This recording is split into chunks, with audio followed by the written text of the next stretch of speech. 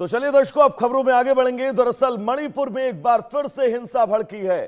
कांगपोकपी में के कुकी गांव पर हमला हुआ है। महिला और बच्चे समेत 2 लोग घायल हैं। कई घरों में आगजनी हुई है। इलाके में तनाव जारी है।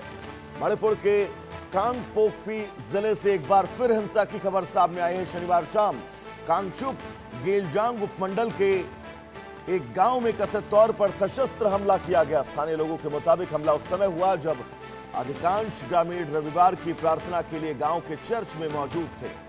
बताया जा रहा है कि हमले में एक महिला, एक बच्चा घायल हुए हैं, जबकि कई घरों में आग लगा दी गई है। घटना के बाद इलाके में दहशत का माहौल है और सुरक्षा व्यवस्था कड़ी कर दी गई है। कुकी एमपी मणिपुर यानी केआईएम ने इस हमले की निंदा करते हुए दोषियों के खिलाफ सख्त एक्शन और जवाबदेही तय करने की मांग की गई है। संगठन का आरोप है कि हमला सुनियोजित था और इससे क्षेत्र में शांति व्यवस्था को चुनौती मिली है। फिलहाल सुरक्षा बल हालात पर नजर बनाए हुए हैं। घटना की जांच शुरू कर दी गई हो और प्रशासन की ओर से आधिकारिक बयान और हमले के पीछे की परिस्थितियों को लेकर विस्तृत जानकारी का इंतजार किया जा रहा है।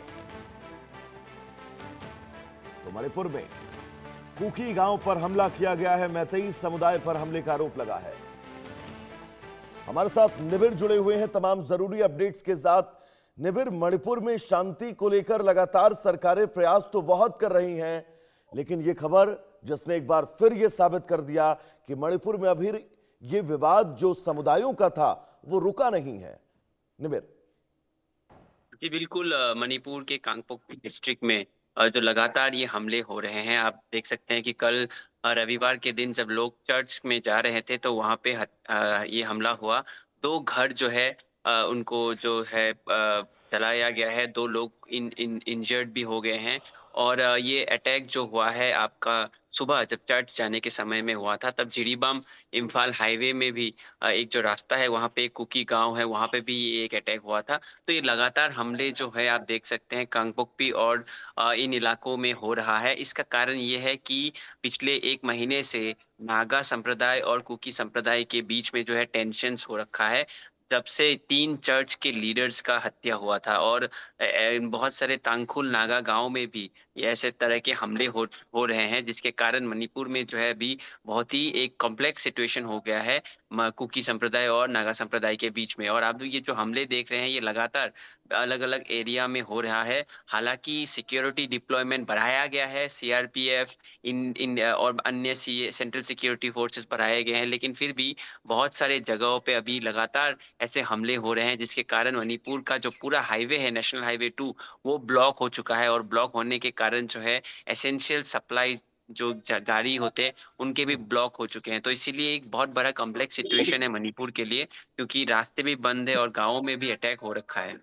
तो निबिर, क्या ये मानकर चला जाए आने वाले वक्त में, आने वाले भविष्य में 1-2 महीने, 1-2 दिन में मणिपुर के इन तमाम इलाकों में चुनौतियां और ज्यादा बढ़ेंगी?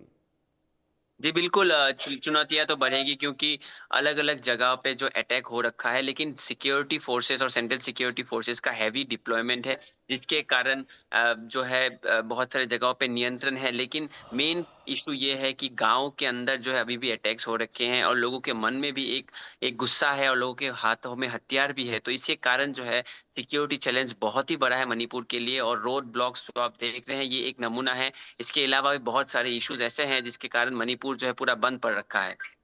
निबिर, अर्धसैनिक बलों की तैनाती जो गृह मंत्रालय की तरफ से की गई है मणिपुर के अंदर, आपको क्या लगता है कि उतनी तैनाती पर्याप्त है इन तमाम हालातों पर कंट्रोल पाने के लिए?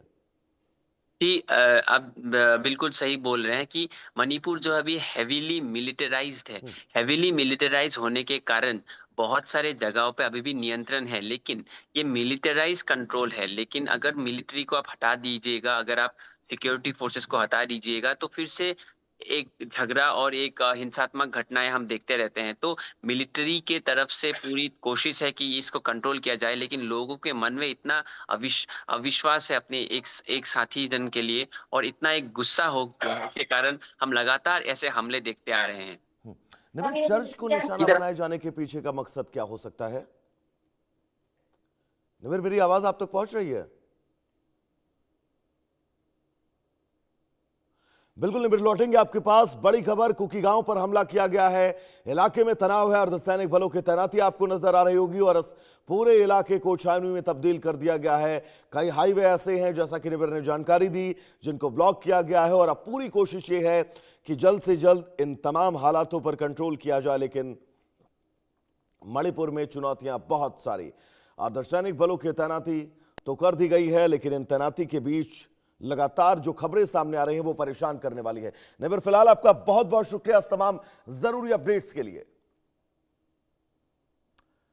तो ये तस्वीर, इन तस्वीरों के बीच अब आप समझिए कि हालात वहां पर कैसे